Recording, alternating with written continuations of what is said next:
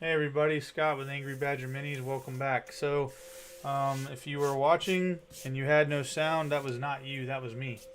And I apologize. So we went ahead and deleted that video. But what we were talking about is we did finish the 8. We did finish our 8 drop pods up here. I got them all lined up here. There's a bunch of them, whatever. But anyway, all of the 8 drop pods for the Space Wolves. And tonight we'll be working on the Stormfang. But the one thing that I wanted to make sure that I covered was a couple of new things. If you notice, now everything looks, you're seeing it as I'm seeing it, which is not only great for you guys, I think, but also for me. I'm not trying to, squirrel things around. I think everything will work in the way that I need it to, especially when it comes to dealing with models and things of that nature. It'll be a heck of a lot easier, where I can see what's actually going on the screen. We've got some new lighting, we've got a new camera set up, all of it relatively cheap, and I'm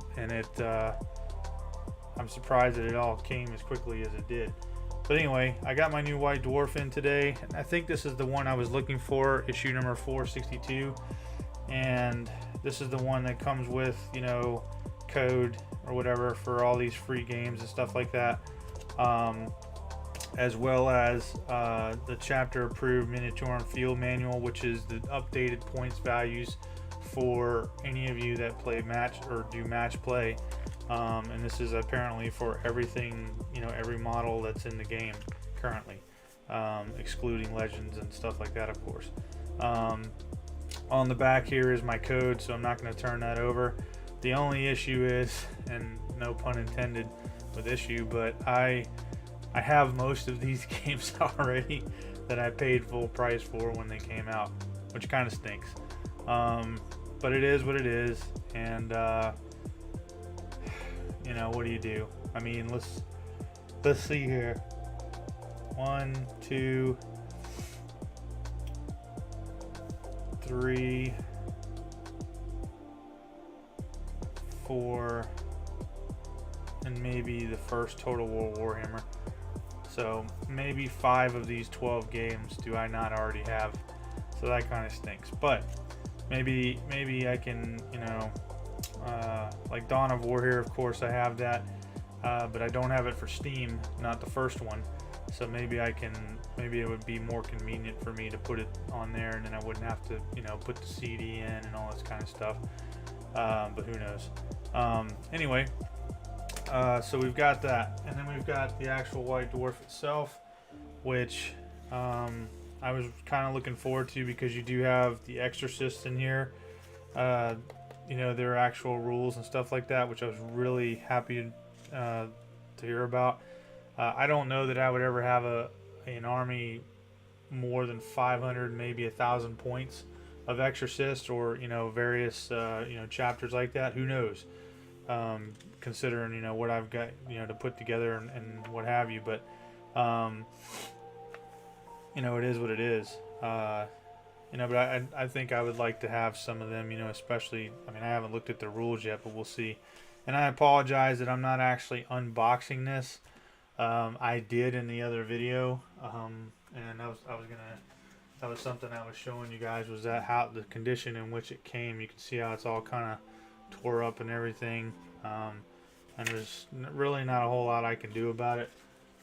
It just stinks that it shows up that way. I'm just happy that it at least was covered, and or at least inside that thing, and the magazine itself did not get screwed up. So anyway, just looking through this, World of Warhammer, something to do with Space Wolves. How about that? Warlords of the Fang. I still have all my old codexes, or codices, however you want to say. Green and white on the Eldar, not bad. I mean, it's not my thing, but it is what it is. Bring some color to your game board. Sisters of Battle. Looks like they're, the Goths. This looks like an entire army of Gretchen. Snotlings. I don't see any orcs there. What do we got here? Flashpoint, Caradon Warzone, Caradon Warzone, however you pronounce that. So that's pretty interesting. This must, yeah, Index Astartes. This has got to be where we at, 41, yeah. So this is the Exorcist section. I wonder if they talk about it in here. Let's see. There was one thing in, in their history about their aspirants or aspirants, however you'd like to say it, becoming Space Marines and what they had to do to become a Space Marine. Let's see here.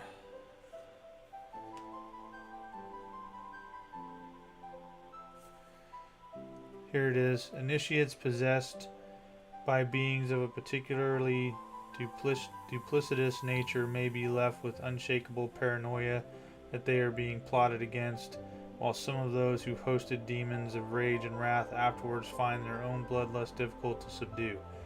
Beneath their power armor, meanwhile, exorcists bear unnatural physical scars and blemishes. Some of these take the shape of fell runes that throb with a dull pain in the presence of warp spawn. Others are tiny lacerations that never truly heal and require frequent repurification. Discolored eyes and patches of scaly flesh are not uncommon, and some survivors even experience spiny growth sprouting from their head or limbs. While the exorcists regard these anomalies as marks of honor signifying the defeat of the unholy, to prying eyes they would be sure signs of heresy, and the afflicted are careful to conceal or replace with augmetics any stigmata that would draw attention. Yet not all the consequences of possession are burdensome. Many a hostile psyker has found the minds of exorcist Space Marines to be particularly hard to corrupt, though they do not understand why. It has even been rumored the exorcist Battle Brothers possess heightened physical ability and wield arcane forces on the battlefield, but such claims cannot be substantiated. Like other Codex compliant chapters, the exorcists tolerate psychic activity only amongst librarious personnel, and any signs of deviance are quickly stamped out. So yeah, that kind of confirms what I was saying about the initiates. They have to basically be possessed and then essentially fight it off, or survive it, if you will.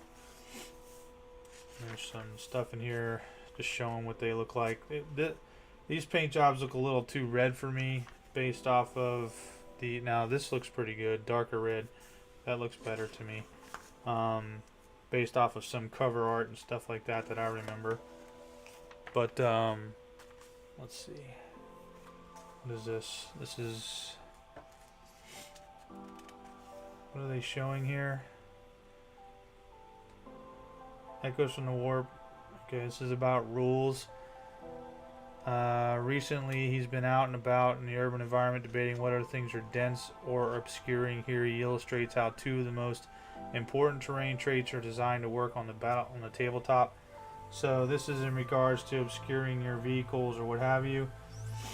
And looks like the example they're giving here is a Baneblade and a Sentinel, along with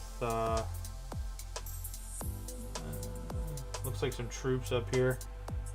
Let's see. Both obscuring and dense cover have a few exceptions to this, such as aircraft. Okay. All right. So these, I'm sorry, these are. Let's see.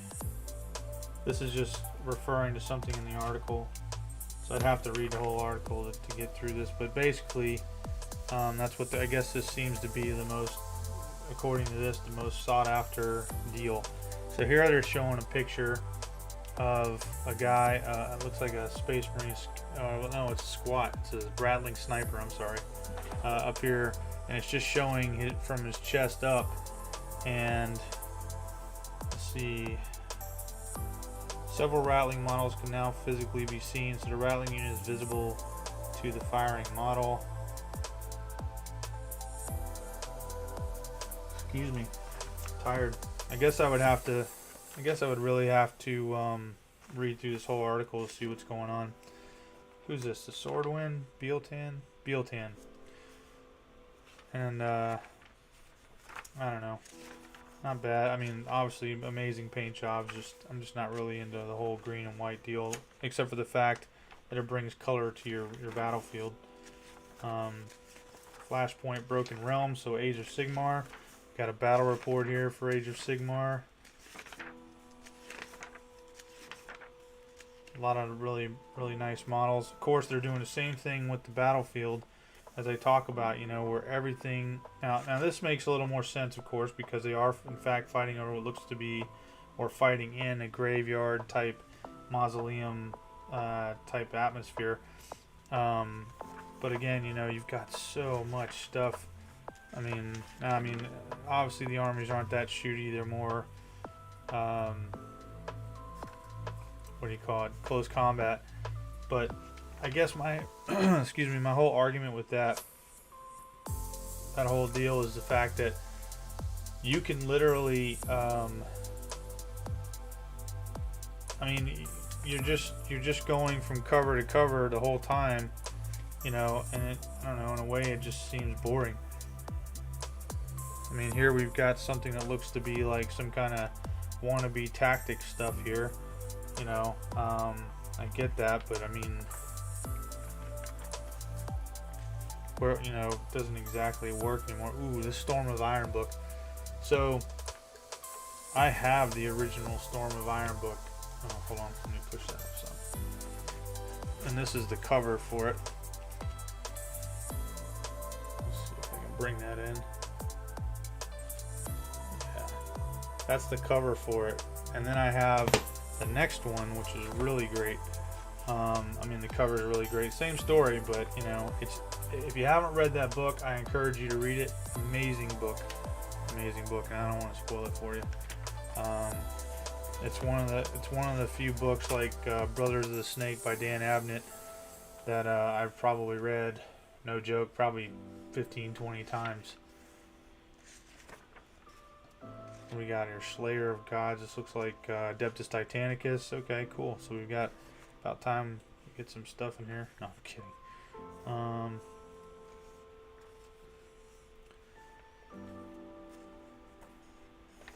Whoa. That's an interesting Warlord Titan there. I don't like the head, but each to their own.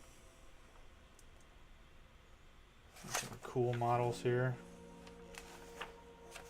I heard a rumor today too that Primaris are going to end up, I don't know how true this is, they're going to end up being Chaos guys. But anyway, that's a basic rundown. I guess it did mess it up a little bit. Shoot. Well, it is what it is. Come on, Games Workshop. I know you can do better. Paying $90 for the subscription. Alright, so this is what we're working on, guys. Space Wolves Stormfang gunship. I've never put one of these together. I've only, like I think I said in the previous video, I've only seen one of these in my entire life, not even on a game table. So let's see. Apparently we can make Storm Wolf or Stormfang, and my understanding is Storm Wolf is the one that you can carry 16 models. So my plan is to most likely build the Stormfang version, unless I can magnetize it. Excuse me.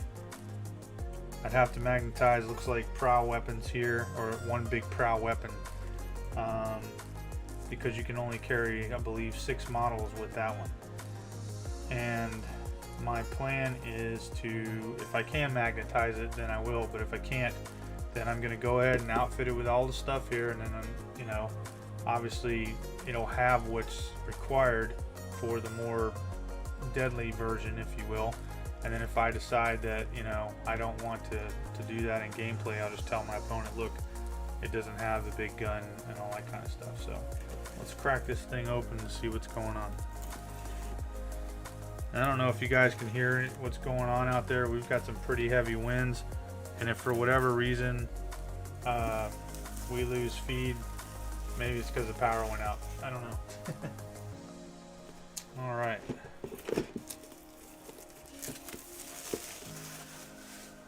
I'm kind of inclined to keep this box since it's the only one I have. But let's see. I'm assuming this thing will be akin to a Land Raider putting it together. Maybe. Let me get that off of there real quick. That way I can at least stand that up. Doesn't seem to look too daunting. What typically worries me about stuff like this is tiny little pieces everywhere. But I'm not seeing that actually. Okay. This is the base. And got some transfers here that we're not going to probably use on this thing. These over here with this pile of transfers that I have.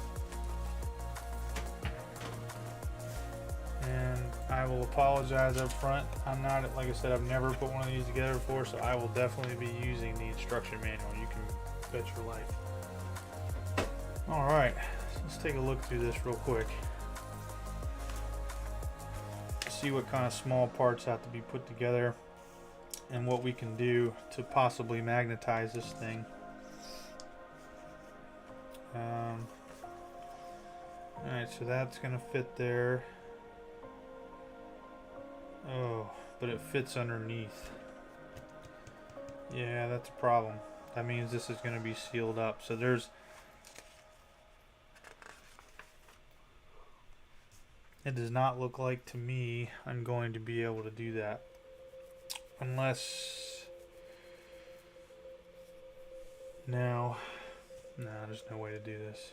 Because if I try to just magnetize the top of this thing, it's gonna be constantly wobbly or something like that. I can already tell. So yeah, we're gonna build the Storm Fang, and then we'll just call it, you know, the Storm Wolf, which seems to be a lot more plain, apparently. So sounds like a plan to me. So let's see here what we got. Looking for small parts here. Most of these small parts appear to just glue right onto something, so that's not too big of a deal. Just looking through this again real quick. Most of this seems the same. So yeah, maybe this won't be as, you know, as difficult as I kind of had myself convinced. I am happy that it came with some shields to put on here, kind of like, again, the whole Viking boat deal. And then of course I want to check out how the actual canopy goes together. So this piece right here goes over top of the canopy once you put it on. So that will probably end up being a piece, those two pieces will probably end up being pieces that I put on after the fact, because obviously I want to be able to paint this correctly, and I'm not going to be able to do so with this stuff in the way. Let me just look at that again real quick. Yeah, so we're covered up here and we're covered up here, and I want to be able to get in there and tape things off and, you know, whatnot, and make sure that I don't actually get anything on the plastic glass, acrylic glass, or whatever. Alright, so let's do this, man. Let's do this. This will probably be the only one we ever own, so. Alright, first things first, we're looking for 41 and 42A.